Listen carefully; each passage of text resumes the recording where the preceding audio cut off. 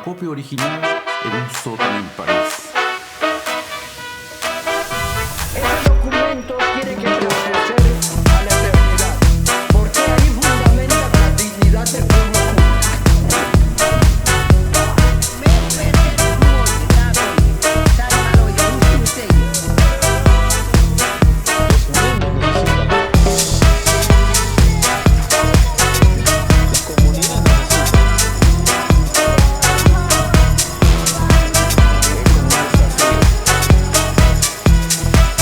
Bienvenidos a la sección Diálogo con Cineastas. Y hoy tenemos el placer de conversar con Andrés Perot, director del documental de la competencia documental titulado Dios es una mujer. Andrés, bienvenido. Muchas gracias. ¿Cómo está? Sí, ¿y cuál fue el punto de partida? ¿No? O sea, ¿qué te impulsó a hacer este documental Dios es una mujer? Bueno, el punto de partida fue en realidad mi encuentro con un amigo que hoy día es un gran amigo, que encontré cuando yo estaba en Panamá, porque mi familia de parte de mi mamá es panameña, y entonces he pasado mucho tiempo en mi vida en Panamá y siempre me interesó hacer un documental de este lado, un poco para entender un poco más el lado de mi mamá, de mi identidad que no conocía tan bien como la parte de la identidad de mi padre, porque nací en Suiza, crecí en Francia. Y entonces había hecho un primer cortometraje en Panamá, casualmente sobre una comunidad originaria en Vera. Y esta película la había proyectada en un festival en el 2010, un festival panameño que se llama Haya. Y ahí conocí a Orgun Wagwa, que es un cineasta de la comunidad Guna en Panamá. Él y su hermano son dos cineastas de esta comunidad.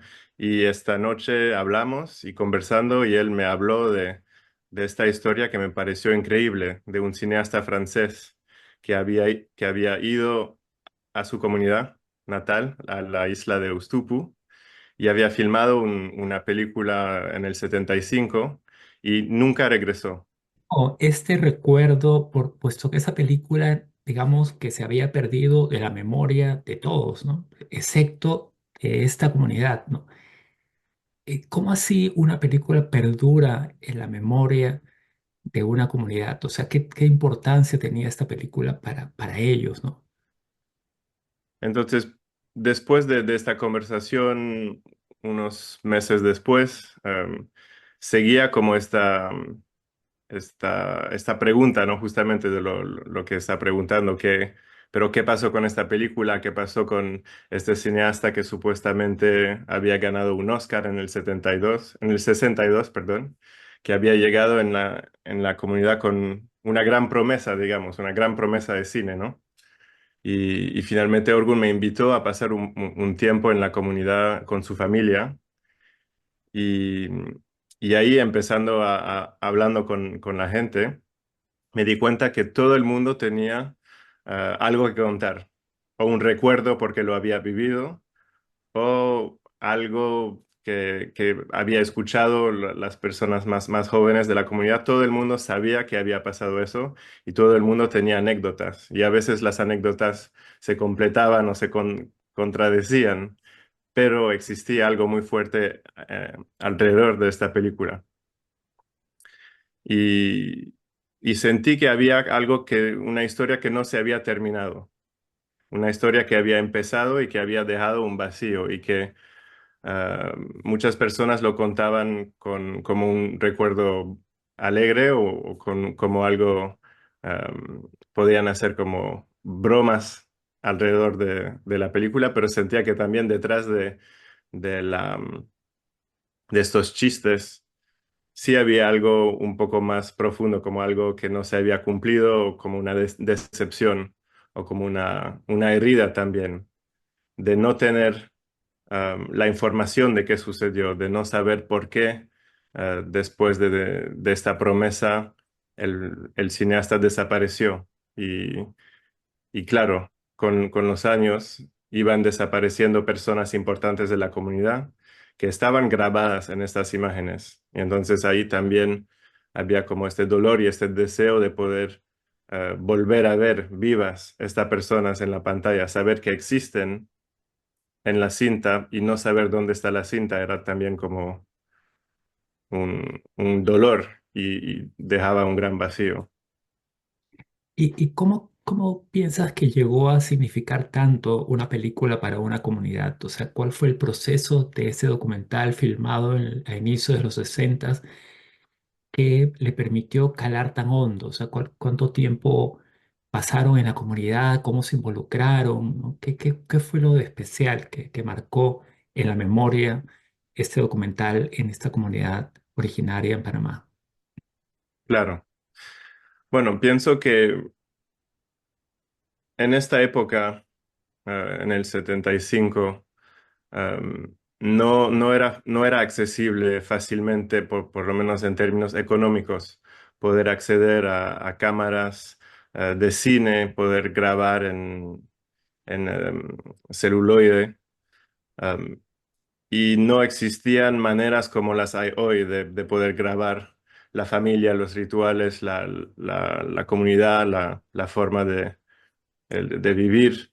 Era algo completamente único. Además de esto, hablamos de una persona que había ganado un Oscar en el 72, en el 62 y significaba algo fuerte, pues que alguien venga y diga, me parece importante de venir aquí, vivir en la comunidad durante un año, traer a todo este equipo y que me cuenten historias y que me dejen grabar cosas que nunca se han grabado antes.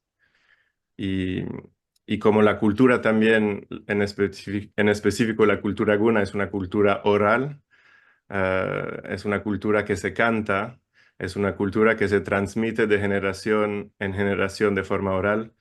eh, Era algo muy único de poder grabar una película, porque en una película hay la imagen y hay el sonido y hay los cantos y hay todo lo que alguien puede proyectar con su cuerpo y con su voz. Y entonces había como, después de varios años, uno se dio cuenta de que en esta época se convirtió en el documento único que había grabado todo esto. Y también el dolor viene del hecho de que había hecho muchas amistades. Había traído toda su familia que se había integrado en la comunidad y en particular su hija de 4 años que se llama Kiko, um, que había, se había un poco convertido como en un símbolo porque al transcurrirse los años ya no, en la comunidad no se recordaban cómo se llamaba él, Pierre-Dominique Guessot, no se recordaban cómo se llamaba la mamá, Kyoko Guessot, pero se recordaban a Akiko. Y la película llegó a ser llamada la película de Akiko. ¿No? Cuéntanos la relación que tenía la comunidad con la hija, ¿no? Y por qué, a pesar de todos estos años, era la persona a la que aún recordaban, ¿no? Sí, pienso que la hija dejó un recuerdo muy fuerte en la comunidad, y un recuerdo de cariño y un recuerdo de una niña que se integró mucho, que pasó mucho tiempo con las familias, que aprendió a hablar el Dulegaya, el idioma guna, y que pienso que a pesar del hecho de que Akiko es más fácil de pronunciar que Pierre-Dominique Guessot, y eso entonces se quedó el nombre, pienso también de que había una conexión de una sinceridad que casi solamente se puede crear con niños, mientras el papá y la mamá estaban, bueno, un poco detrás de una cámara, venían en la comunidad, tenían un propósito de hacer una película. Akiko el propósito que tenía era crecer y conectarse con la comunidad. Y entonces eso se quedó muy fuerte. Sí. Entonces, mira, tenías esta película que una comunidad originaria de Panamá recordaba, ¿no? Y que de la cual tenían varias historias de por qué el director no había vuelto a mostrarla, ¿no? Tenías todas estas conexiones con esta historia, ¿no? Empezaste a buscar el material. ¿Y cuál fue tu propuesta? O sea, cómo construiste un documental alrededor de eso? Pienso que, bueno, es un caso donde uno empieza a haciendo un documental antes de saber que es un documental, en el sentido de que al principio fue como una historia que me pareció increíble y que me dio ganas de entender un poco mejor. Y cuando fui a la comunidad, acompañando a Orgun, me di cuenta de que existían tantas historias y mucha conexión emocional con esta historia y que existía un deseo fuerte de volver a reencontrarse con estas imágenes. Entonces, antes de saber que podía ser una película, había un deseo de entender qué había pasado con estas imágenes desaparecidas y cómo podríamos encontrarlas, buscarlas. Al principio fue como un deseo eh, de sumarme a las personas que ya estaban buscando esta cinta, incluyendo a Orgun, y diciendo, bueno, como fue un cineasta francés, yo vivía en París, tal vez puedo tratar de encontrar de ese lado qué pasó. Y, y bueno, avanzando en el tiempo, en la búsqueda, empecé a darme cuenta de que quería grabar un poco, preparar por lo menos. Empecé a sentir cuando veíamos que había posibilidades de reencontrar la cinta, de que tal vez se podría restaurar. Empecé a sentir que el momento del reencuentro de las imágenes con la comunidad, nadie sabía qué iba a pasar, pero intuía que iba a ser muy fuerte y que iba a ser un momento que merecía ser grabado también. Y entonces a partir de este deseo de grabar este reencuentro, empezamos a darnos cuenta de que se estaba haciendo otro documental, un documental sobre el documental y que a través de ese documental am, podíamos captar algo muy fuerte y muy potente de la fuerza del cine, de las imágenes, qué cargan las imágenes, cómo se reciben las imágenes, pueden las imágenes conmover en nosotros. Y también había otra pregunta muy interesante que se estaba emergiendo como algo central en el documental, haciendo un documental, hablando del documental que se había hecho 50 años atrás. ¿Cuál es la responsabilidad? ¿Cuál es el rol de la persona que toma una cámara? Am, y haciendo estas imágenes, ¿a quién pertenecen las imágenes? Que también era como algo muy fuerte, que era de la familia de Guesó, por un lado, obviamente, pero que eran de la comunidad y eran de las familias que habían aceptado participar y eran sus cantos y eran sus rituales y eran sus imágenes. Entonces, bueno, estas preguntas que se terminaron siendo central y nos guiaron un poco en la construcción de este nuevo documental, que al final del día es una exploración de qué es el cine y qué rol juega el cine en nuestras vidas. Sí, y eso creo que es uno de los puntos como más atractivos de la propuesta, ¿no? Esa reflexión sobre el mismo cine, ¿no? Y cómo el documental, un documental alimenta a otro documental, ¿no? Y lo trae a la vida, ¿no? Lo trae a la emoción inmediata de gente que por décadas no ha visto esa riqueza fotografiada, ¿no? De sus cantos, de sus costumbres, ¿no? De su pueblo, de sus rostros, ¿no? Y volver y confrontarse con esa memoria de la que han estado recordando, de la que han estado rememorando durante décadas, ¿no? Y que resuelve también un poco el misterio de que la gente no sabía qué había pasado con ese material, ¿no?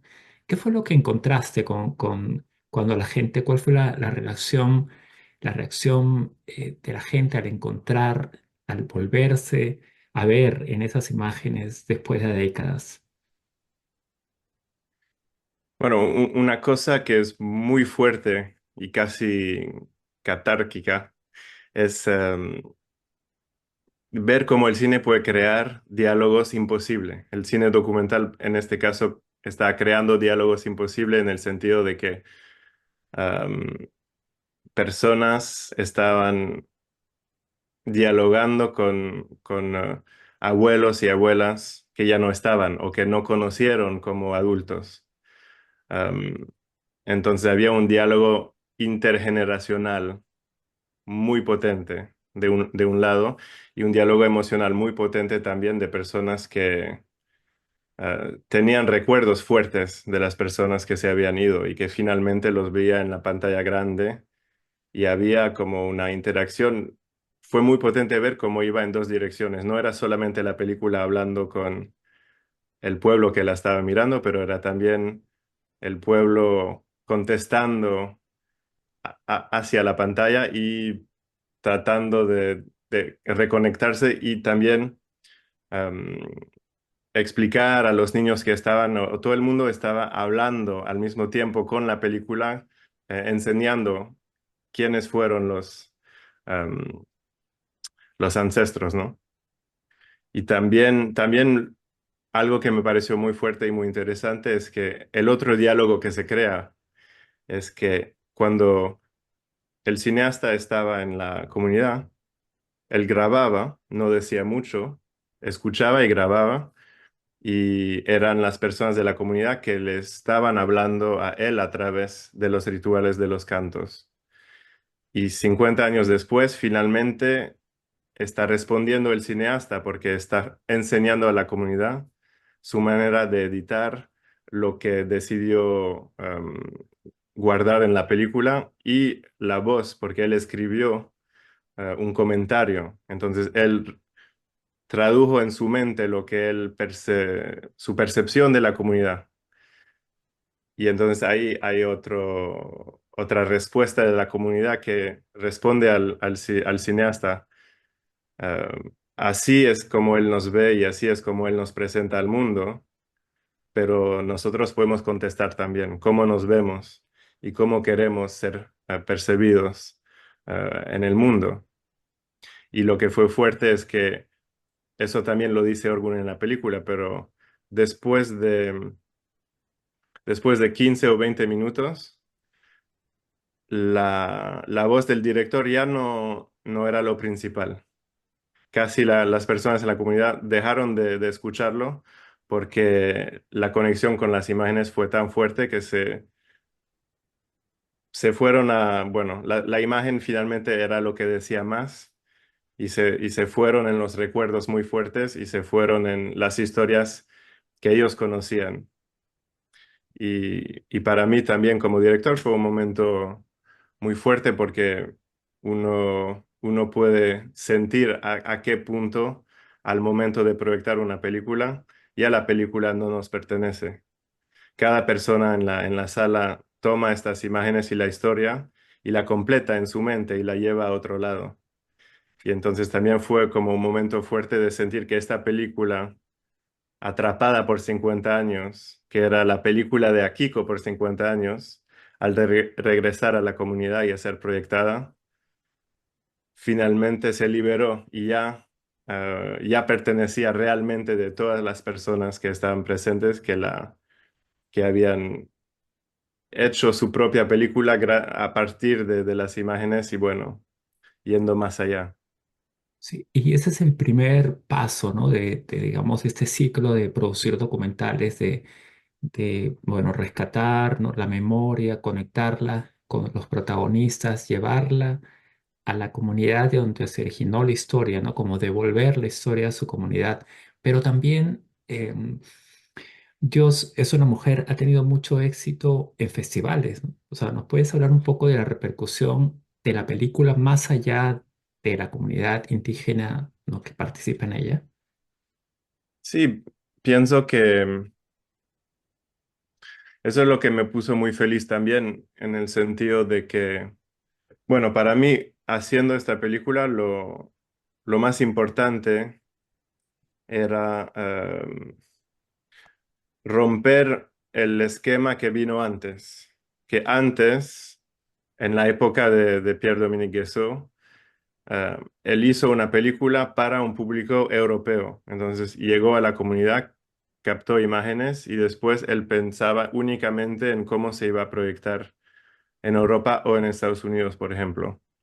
Y en este caso para mí era muy importante romper esta visión y saber que esta película iba a responder en este esquema al revés, que no se hacía la película para el público internacional, pero que primero era una película hecha para que regrese a la comunidad y que para que se puedan hacer estas preguntas importantes de eh, cómo nos vemos, cómo nos ven y cómo quisiéramos ser vistos.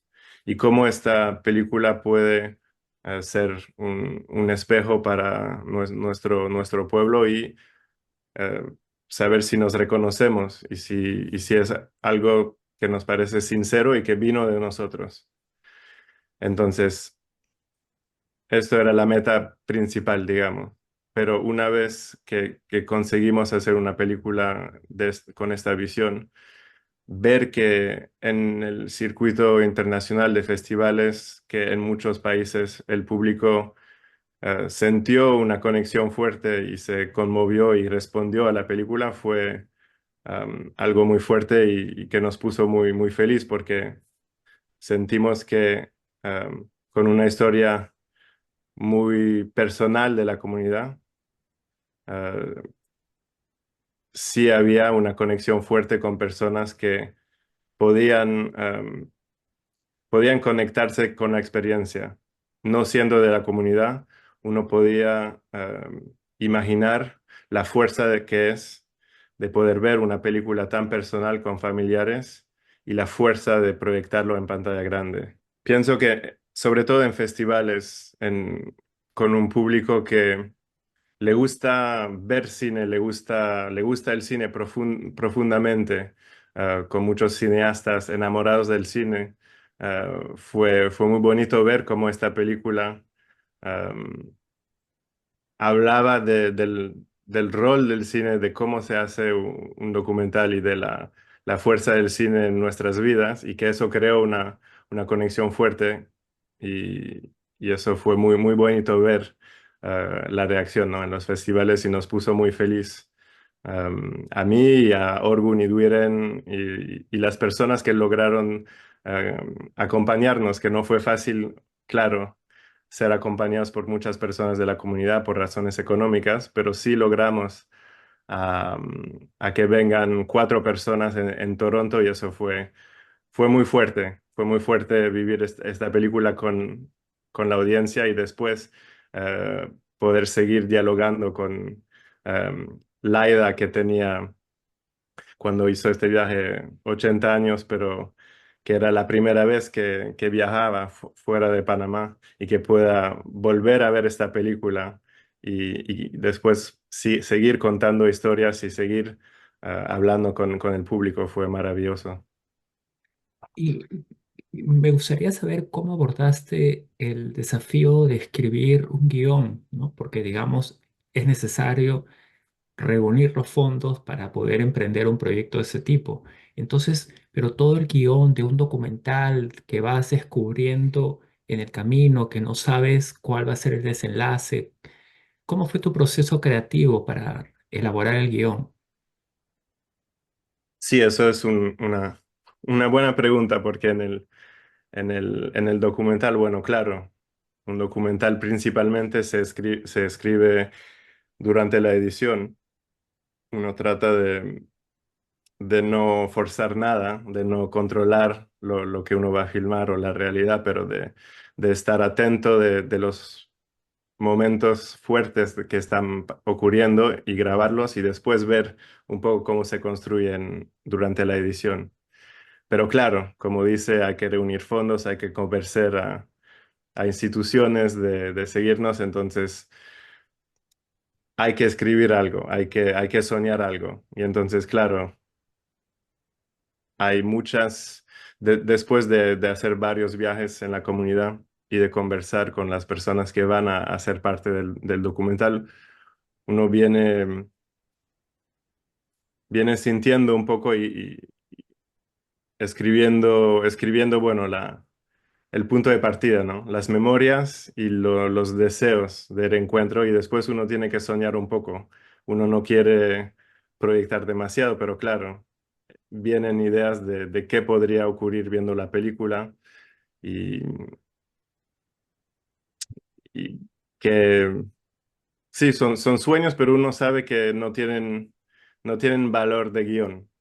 Son sueños para transmitir un poco el sueño de la película a personas que nos van a seguir, pero siempre hay que saber que al momento de llegar con la cámara, el momento más fuerte de una película documental, en mi opinión, es un momento que nunca se ha am, previsto.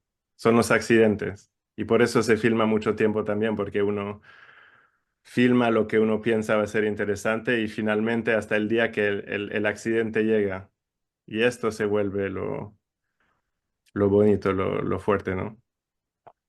Y Y fue, entonces, claro, mencionando la escritura del guión, es muy importante mencionar a Sabine Emiliani, la editora, que, que pienso que, sobre todo en particular en los documentales, el editor tiene un rol de escritura y tiene también un impacto muy fuerte en el guión y son conversaciones en la sala de edición muy buenas cuando uno tiene una buena relación con la persona que está editando y que se puede, a través del diálogo, de un lado con el director que conoce muy bien el material, pero que tiene ideas ya tal vez demasiado avanzadas, y de otro lado, la persona editando con una mirada un poco más fresca y que puede un poco proponer maneras nuevas de ver los elementos, es algo muy positivo y muy bueno para la escritura del documental. sí, ¿y cómo en cuanto a la industria, o sea, qué espacio le ves a los documentales? Porque son unas joyas, ¿no? O sea, es decir, historias como la que traes al Festival de Cine Lima son tan valiosas, tan ricas, que representan, ¿no?, la cultura originaria, la cultura latinoamericana. Pero es un enorme desafío cómo haces llegar la película fuera de la presentación en la comunidad y de los festivales, o sea, cómo la conectas con el público, o sea, a través de qué canales, cómo afrontas ese desafío de hacer llegar tu película a la mayor cantidad de gente posible. Bueno, no estoy seguro de entender bien la pregunta de cómo afronto el desafío de que llegue a... A Es más una gente, pregunta, ¿no? Porque el espacio de distribución es bastante reducido. Entonces sí. siempre con mis propios documentales tengo ese desafío, ¿no? Pero ¿cómo conecto lo que he producido, lo que me ha costado tanto trabajo producir, con el público, con el público de los documentales que he producido, ¿no? Siempre es como que ya no solo los festivales y la comunidad misma, ¿no? Sino cómo llego a un público más amplio. Claro, claro.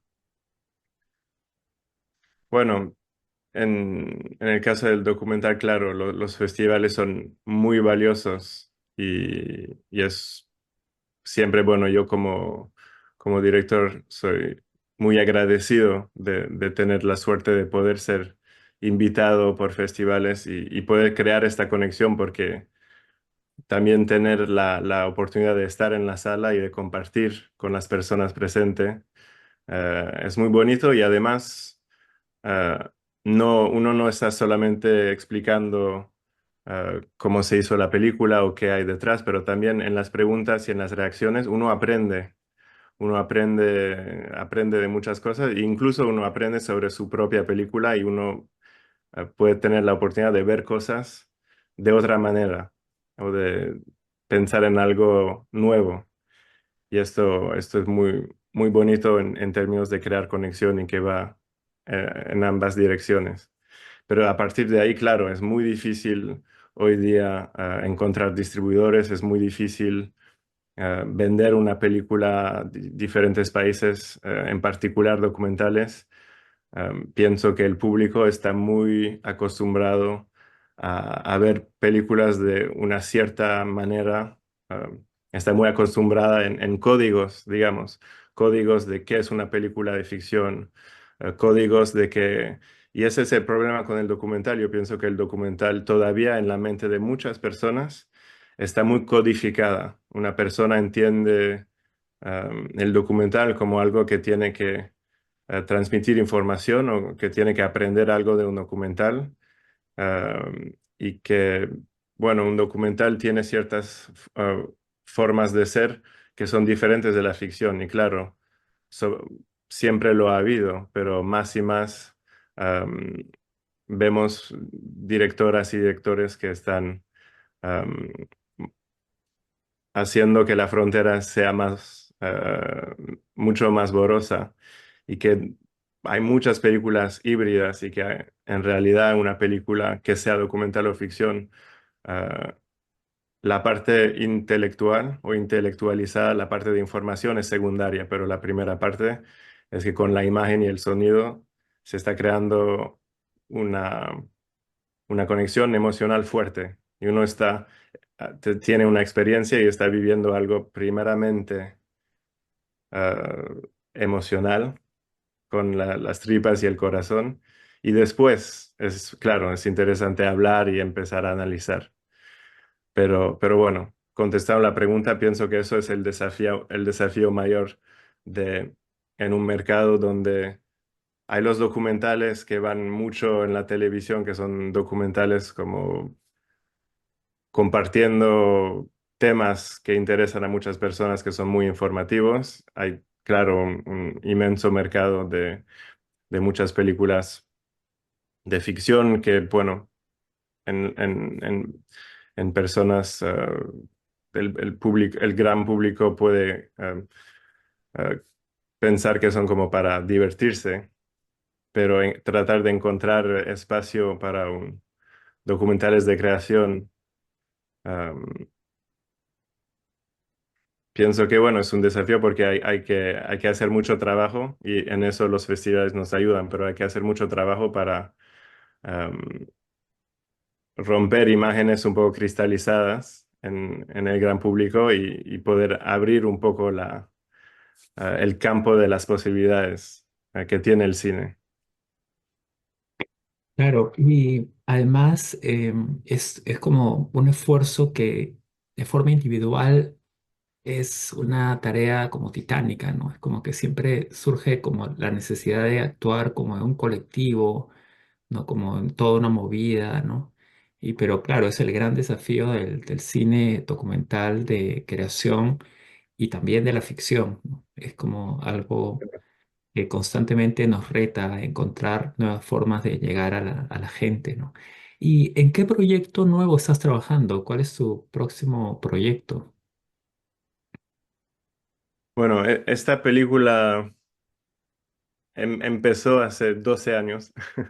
Fue como un largo proceso. Pienso que necesitaba un tiempo también para digerir un poco el tiempo que tomó en hacerla. Y finalmente, bueno, ahora estoy llegando a casi un año de haberla presentada en festivales y de poder vivir un poco el momento en que salió, ¿no?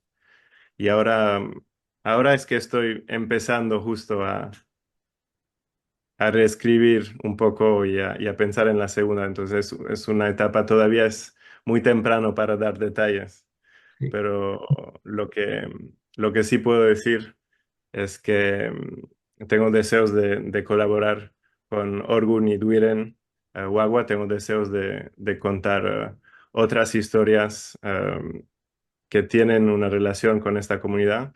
En particular, algo que me interesa es que em, pienso que la comunidad tiene una relación con la oralidad y una relación con la actuación muy fuerte. Y entonces, otro desafío que me interesaría es volver a la comunidad, pero esta vez haciendo una ficción. Mm. Y, y lo que me inspiró mucho es ver cómo se ve un poquito en la película, pero cada año, el 25 de febrero, la comunidad celebra la revolución que fue en 1925, el momento en que las comunidades de la comarca hicieron una rebelión para rechazar los militares panameños que querían eh, controlar el territorio y que querían forzar al pueblo a integrarse al país de forma muy violenta. Y finalmente desde ese día lograron ah, retomar el territorio y, y hasta hoy día, 100 años después, la autonomía de la comarca es muy fuerte y muy única en el mundo. Y entonces cada año, desde que pasó este evento, reviven una semana de revolución. Y empezó con las personas que combatieron en 1925. Querían que los hijos, hijas, nietos, nietas nunca se olvidaran de qué pasó.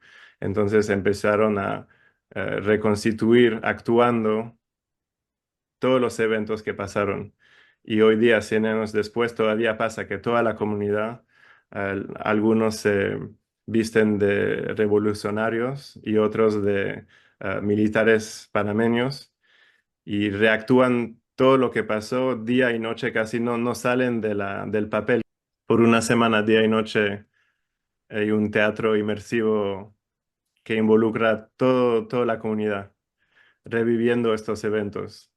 Y entonces me pareció increíble ver cómo el teatro tiene algo central muy fuerte en la comunidad, que todo el mundo se convierte en actores y actoras, actrices, y que pienso que habría algo muy interesante que hacer haciendo una ficción con la comunidad. Y en esas reconstrucciones, en esas representaciones escénicas, ¿has encontrado humor? O sea, te cuento de la experiencia en Perú, ¿no? Recuerdo las comunidades que expulsaron a Sendero Luminoso, ¿no? Este grupo terrorista, como realizan esta reconstrucción del momento en que los ronderos lograron expulsar y, y lo que me sorprendió es que había mucho humor, de que la gente se reía, era como una fiesta, ¿no? En esa representación del combate. ¿Cómo lo encuentras en Panamá? O sea, como que hay algo de humor en esa representación escénica. Sí, es muy interesante lo que dices acerca del sentido del humor y lo siento muy fuerte también. No solamente en Panamá, pero en la comunidad también. Ah, Pensando en Turpana, que fue muy importante en el documental, que fue la persona que acompañó al cineasta Pierre-Dominique Guessot, que conocía muy bien esta historia y que también buscó por muchos años la película, pero él tenía un sentido del humor muy fuerte y una risa que se podía reconocer desde muy lejos, una risa tan fuerte que y es verdad cuando regresando un poco a mi primer viaje, pero cuando se hablaba de esta película perdida, se reía mucho. Había un vacío, había un dolor, pero había muchas risas también, ah, que fue muy interesante. Y entonces regresando a lo que estamos contando de la revolución, también hay mucha risa.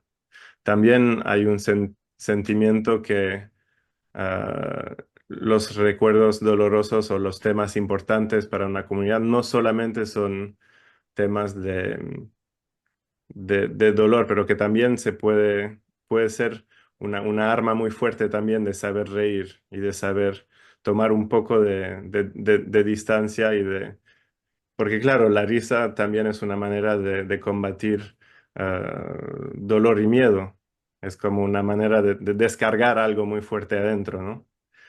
Y en esas obras teatrales hay mucha risa, en particular en momentos donde, porque también hay representaciones de americanos que fueron involucrándose en esta pelea. También hay representaciones am, de personas de la Iglesia Católica que estaban tratando de forzar a la comunidad de rezar de una cierta manera o de adoptar el catolicismo y de dejar las costumbres y la manera en la cual enseñan estos momentos de incomprensión generan mucha risa, ¿no? Tienen algo del sentido del humor.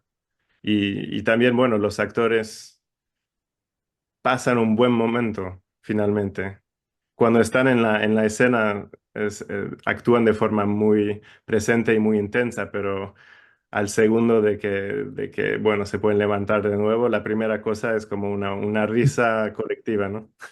Sobre todo cuando están al final, cuando la rebelión funciona, cargan a muchos actores que están muertos y hacen como una gran pila de cuerpos muertos, ¿no? Y al final esta pila de repente renace con sonrisas y risas, ¿no? Y todo el mundo como que sale Claro de... que eso sería impensable, por ejemplo, en una reconstrucción del día D, ¿no? Del desembarco en Normandía, ¿no? Que siempre es solemne, ¿no? Como, eh, Claro, pero bueno, las comunidades y la gente en América Latina tiene otra forma de entender la memoria, el dolor, la representación de la historia, ¿no? Y qué bueno que tengas un proyecto que recoja todo esto y seguro que vamos a estar ansiosos de esperar los avances y conocer cuándo lo vas a tener, cuándo vas a empezar con esto, porque pero sí, sí, sí. suena muy bien, suena muy bien. Lo has vendido muy bien. Y en particular también con Cebaldo, que es poeta y escritor en la comunidad. Eh, También tenemos deseo de colaborar en la escritura de un guión acerca de ese tema, Qué, pero qué bueno. Y les mantendré al tanto cuando se avance más. Y bueno, antes de finalizar, por favor, invita al público del Festival de Cine de Lima a ver el documental En la competencia de que Dios es una mujer. Entonces, bueno, para todos que están presentes en Lima para este festival maravilloso que invitó la película y tengo la suerte de poder venir a presentarla, por favor vengan a verla, será un placer conversar después y escuchar también sus preguntas y sus reacciones. Pienso que si le gusta el cine, es una película muy especial para sentir la fuerza de lo que es el cine, para celebrarla y para conversar alrededor de este tema, ¿no? Es una película que es de amor al cine y quisiera compartirla con ustedes, así que por favor, vengan a verla. Bueno, muchísimas gracias, Andrés. Muchísimas gracias.